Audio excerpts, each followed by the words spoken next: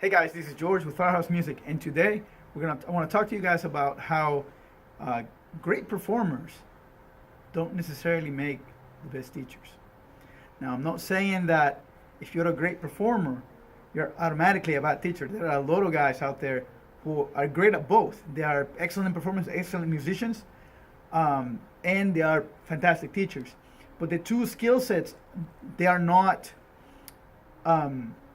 They don't translate. Like one thing doesn't lead to the other. In order to be a good teacher, you need to be able to first you need to be able to communicate your ideas clearly enough that your potential students will understand them. One of the problems with being a great musician is that you internalize so much information. Everything is you reach the point of unconscious competence. And there's a video out there by Travis Tuck that deals with the different levels of competence, and that applies to all skills. Go check it out if you haven't.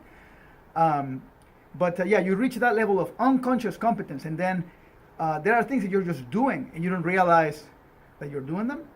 So if you're unable to tell people what it is that you're doing, it's like, just watch me and do it. Those are the guys that, man. And, we have made that mistake in the past of bringing in a teacher who's very impressive, has a very impressive resume, and they're a fantastic player. So we're like, yeah, this guy's going to be great. We'll bring him in, and he can't retain students. And usually the issue is that he's one of those guys of just watch me play and then do what I do. And some students do thrive with that. If you're a very visual learner and you're able to pick up on things just by looking at them, then you can deal with an instructor like that. But to be a good instructor, you need to be able to communicate, and your communication style needs to be compatible with your students' learning style. And people learn in a lot of different ways. You can be an auditory learner, which means that you respond well to verbal instruction. Or if I write something on a piece of paper and write step 1, 2, 3, 4, 5, you can get the information out of it. For instance, like via this medium, this video, you can hear verbal instructions and then pick it up. Or you might be a person that's more conceptual, in which case, if I'm able to condense everything not everything I know, but like everything that I know about that particular technique into a simple concept that I just give you, right, in 3 minutes, and then you're able to extrapolate that to all techniques. That's a conceptual learner.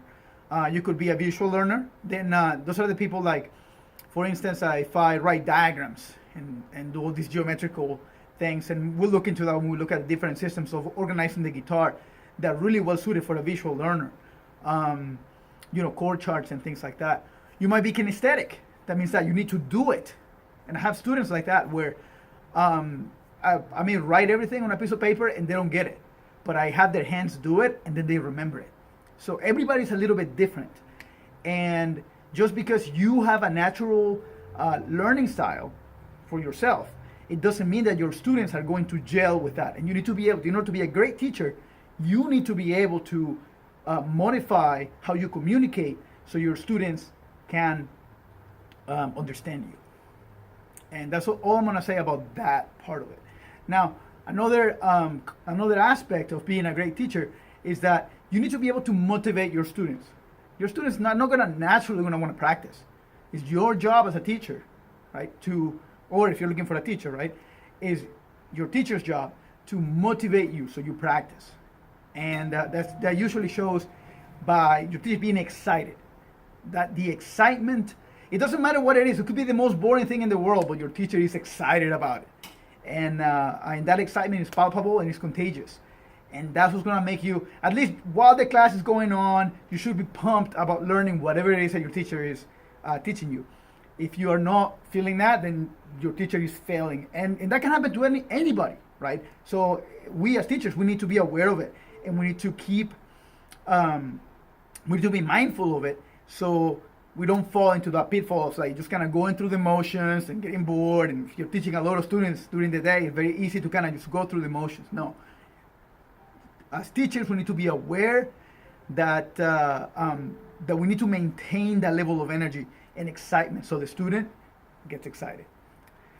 And then the last thing that I think makes a great teacher is the fact that they genuinely care about the student learning whatever it is that they're trying to teach. So that they're passionate. They're passionate about whatever it is they're teaching. That's why they're excited. That's why their enthusiasm shows. That's why they go through the trouble of modifying how they communicate so their students actually learn. And that's all I'm going to say about that today. So I hope you guys enjoy the video. And as always, don't forget to subscribe on the button down there. See you guys next time.